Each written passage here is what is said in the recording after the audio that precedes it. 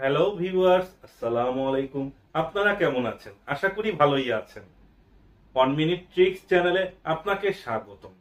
আজকের পর্বে থাকছে এক্সেলে ইনডাইরেক্ট ফাংশনের ব্যবহার।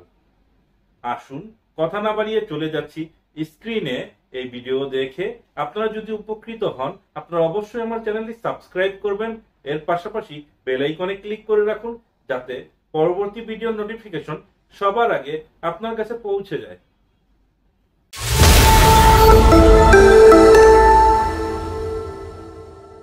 Indirect function basic concept. শুরুতে আমরা এই ফাংশনের বেসিক কনসেপ্টটা শিখে নেই।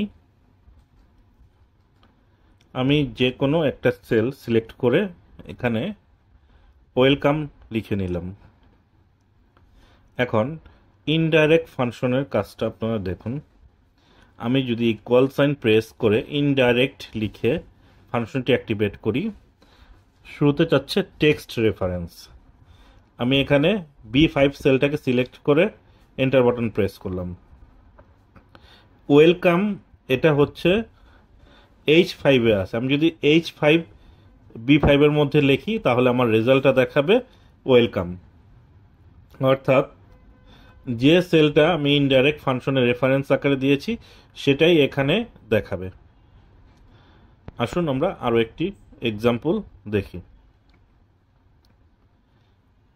এখানে H7 এই সেলটির মধ্যে আমরা লিখে দিলাম হ্যাপি বার্থডে।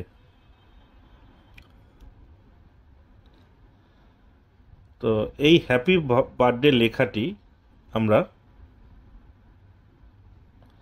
এখন C7 সেলে আনবো। কিভাবে দেখুন, আমি B7 সেলে লিখে নিলাম ফয়সাল। এখন আমরা ফয়সাল সিলেক্ট থাকা অবস্থায় ফর্মুলাস এই ট্যাবে যাব। এখান থেকে নেম রেঞ্জ, তারপর নিউ বাটনে ক্লিক করব। একটা ছোট পপ আপ উইন্ডো আসবে। এখানে রেফার হ্যাপি বার্থডে সিলেক্ট করে দেব, তারপর ওকে বাটনে প্রেস করব। এখানে একটা নেম রেঞ্জ তৈরি হয়ে গিয়েছে। আপনি এখন যে কোনো সেলে ফয়সাল লিখে দিলেই ইনডাইরেক্ট ফাংশন দিয়ে যদি সেল রেফারেন্স দেন তাহলে এখানে হ্যাপি বার্থডে শো করবে। তো এখানে আপনারা জানলেন ইনডাইরেক্ট ফাংশন হচ্ছে যে রেফারেন্সটি থাকবে সেটা শো করবে। আমি ওয়েলকাম লেখাটি মুভ করলাম অন্য একটি সেলে কাট করে। দেখুন এটা এখন L5 এ আছে। আমি L5 লিখে দিলে আমার প্রথম এক্সাম্পলে সেটা ওয়েলকাম দেখাবে। Indirect function with name range আমাদের দ্বিতীয় প্রজেক্ট। এখানে আমরা প্রোডাক্ট নেম এবং 4টি ব্র্যান্ডের নাম দেয়া আছে। সেই ব্র্যান্ডের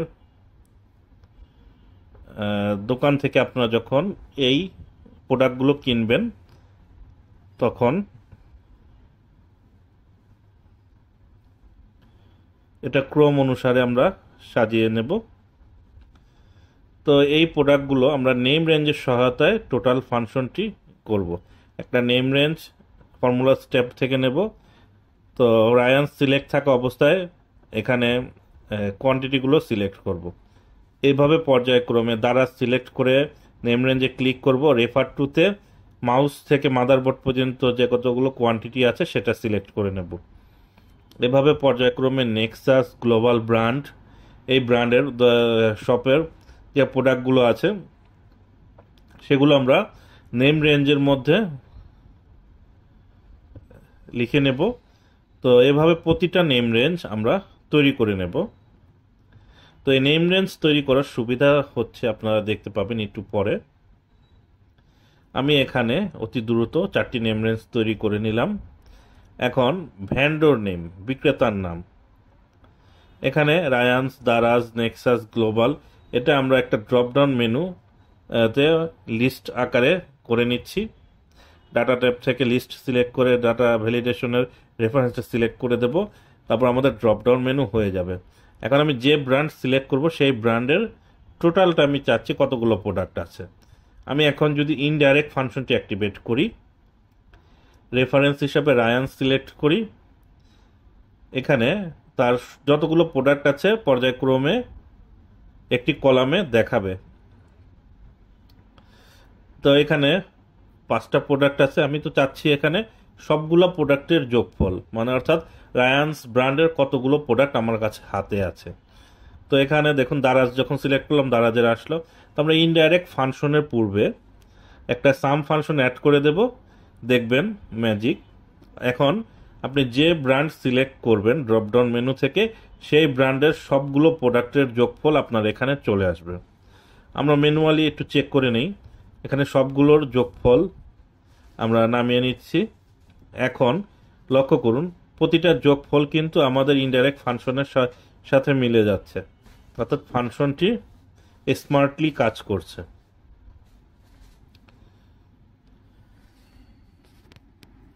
indirect function reference from other page. এখানে ভেন্ডর নেম এবং টোটাল লাগবে পূর্বের প্রজেক্টের মতো, কিন্তু এর পেজগুলো হচ্ছে আলাদা, এই রেফারেন্সগুলো আলাদা পেজে আছে। তো এখানে বিভিন্ন ব্র্যান্ডের প্রোডাক্টগুলো দেয়া আছে। আমরা এই প্রত্যেকটা শিট থেকে রেফারেন্স আকারে আমরা টপ শিটে নিয়ে আসব এই রেজাল্টটাকে। তো এখানে লক্ষ্য করুন শুরুতে রায়ান্স কম্পিউটারে সিলেক্ট করে নিউ ফাংশনে ক্লিক করব নেম রেঞ্জ থেকে, তারপর রেফারেন্স হিসাবে এর প্রোডাক্টের পিসগুলো আমরা সিলেক্ট করে ওকে বাটনে প্রেস করব।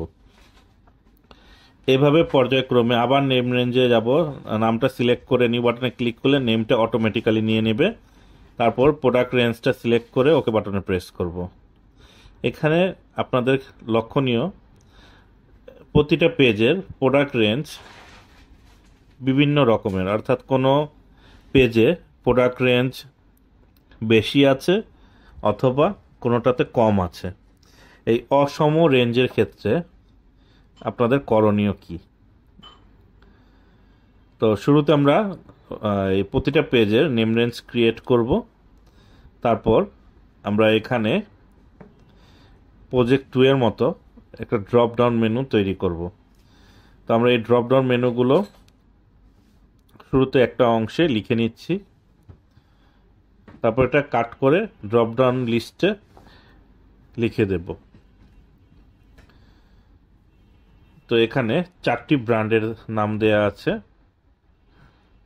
আমরা কমা দিয়ে 4টি ব্র্যান্ডের নাম পাশাপাশি কপি করে নিচ্ছি।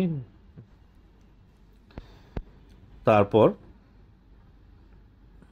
এই সবগুলো অংশ আমরা কাট করে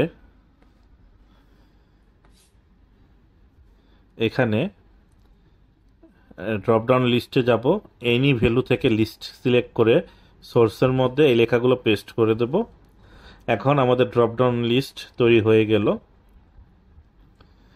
এখন দ্বিতীয় কাজটি হলো আমরা ইকুয়াল সাইন প্রেস করে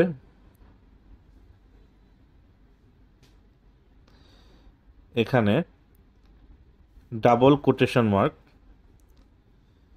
সিঙ্গেল, এখানে ডাবল কোটেশন আর double inverted comma, single inverted comma, তারপর ডাবল ইনভার্টেড কমা, এরপর একটা অ্যান্ড সাইন দিয়ে আমরা এই ড্রপডাউন মেনুর যে সেলটা আছে B6 এটা সিলেক্ট করে আবার একটা অ্যান্ড সাইন দেব। তারপর আমরা এখানে double inverted comma, single inverted comma, exclamation sign. আপনারা লক্ষ্য করুন আমি এই ভিডিওটি একটু ধীরে দেখাচ্ছি। তারপর cell reference C5 clone C10 এটা আমরা দিয়ে তারপর ডাবল ইনভার্টেড কমা দিয়ে দেব। তো এখন যে লেখাটা আমরা লিখলাম এটার পূর্বে আমরা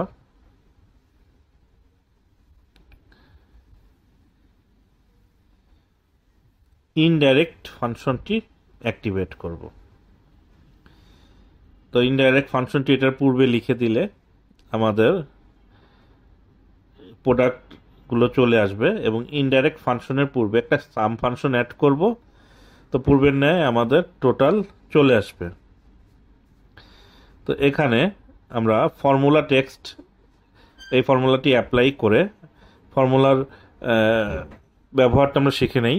প্রথম double quotation, double inverted comma, তারপর সিঙ্গেল ইনভার্টেড কমা, দেন পুনরায় double inverted comma, and sign দিয়ে B6, তারপর and sign, double inverted comma, single inverted comma, exclamation sign, তারপর সেল রেফারেন্স C5 থেকে C10। দেখুন এখানে সেল রেফারেন্স আমার দেয়া আছে C9 পর্যন্ত, কিন্তু আমার কোনোটার মধ্যে অন্য কোনো ব্র্যান্ডের মধ্যে সেল রেফারেন্স দেওয়া আছে C10 পর্যন্ত। তাই আমি C9 C5 থেকে C10 পর্যন্ত নিয়েছি, যাতে সবগুলো রেঞ্জ কাভার করে। তো এভাবে দেখুন কোনোটাতে C9, কোনোটা C10, তাহলে আমরা C10 নেওয়াতে আমাদের এই রেফারেন্সটা কাভার হয়ে গেছে। এখন ব্র্যান্ড চেঞ্জ করলেই সেগুলো ব্র্যান্ডের যোগফল আমাদের চলে আসতেছে। দেখুন প্রত্যেকটা যোগফল আমরা ম্যানুয়ালি এটার সাথে ম্যাচ করে নিচ্ছি। আমাদের last project indirect function dependent list. এখানে দেখুন এখানে জোন এবং আউটলেট নেম দেয়া আছে। এখানে 5টি জোন এবং প্রতিটি জোনের ডিলার লিস্ট দেয়া আছে। তো এটা আপনাদের প্র্যাকটিক্যালি কাজে আসতে পারে। আমরা এখানে জোন সিলেক্ট করব এবং সেই জোনে যে ডিলার আছে সেই ডিলারের নেমগুলো দেখাবে। তো এখানে আমি শুরুতে নেম রেঞ্জ থেকে নিউ বাটনে ক্লিক করব, জোন লেখাটা ক্লিক করে তারপর জোনগুলো রেফারেন্সের ভিতরে সিলেক্ট করে দেব। এভাবে পর্যায়ক্রমে নেম রেঞ্জ থেকে কুমিল্লা জোনের নেমটা সিলেক্ট করে নেম ম্যানেজার থেকে নিউ বাটনে ক্লিক করব, তাহলে এটার নেমটা অটোমেটিক্যালি চলে আসবে। রেফারেন্সটা সিলেক্ট করে দেব, ডিলার সংখ্যা এবং সর্বোচ্চ ডিলার সংখ্যা যে সেলে আছে সে পর্যন্ত রেঞ্জটা সিলেক্ট করব। এভাবে এক এক করে আমরা চিটাগাং, বগুড়া, ঢাকা, খুলনা এই 4টি জোনের ডিলার সংখ্যাগুলো নেম রেঞ্জের মধ্যে ইনক্লুড করে নেব। তো নেম রেঞ্জের মধ্যে আমরা যদি এটা ইনক্লুড করে নেই, আমাদের এতে অনেক উপকার আসবে। তো আমরা এই নেম রেঞ্জের অংশগুলো শেষ করি। আরও দুটো জোন আছে, এই জোন দুটোকে আমরা নেম রেঞ্জের মধ্যে নিয়ে নিচ্ছি। আমি একটু দ্রুত করছি যাতে ভিডিওটা লম্বা না হয়ে যায়। তো লাস্ট হচ্ছে খুলনা, এই খুলনা জোন আমি নেম রেঞ্জের মধ্যে ইনক্লুড করে দিচ্ছি। তো সবগুলো রেঞ্জ সমান থাকলে আপনি পরবর্তীতে এখানে ডিলার এডিশন করলে আপনার ওই রেঞ্জে অটোমেটিক্যালি এটা চলে আসবে। এখন জোনের মধ্যে আমরা একটা জোনের লিস্ট তৈরি করব। ড্রপডাউন মেনু থেকে লিস্ট সিলেক্ট করে সোর্স অপশনে আমরা ইকুয়াল সাইন প্রেস করে আমরা জোন লিখে ওকে বাটনে প্রেস করব। অর্থাৎ এখানে জোন যতগুলো আছে সেটা আমার ড্রপডাউন মেনুতে চলে আসবে ইনডাইরেক্ট ফাংশনের সহায়তায়। আর আউটলেটের মধ্যে আমরা ইকুয়াল সাইন প্রেস করব।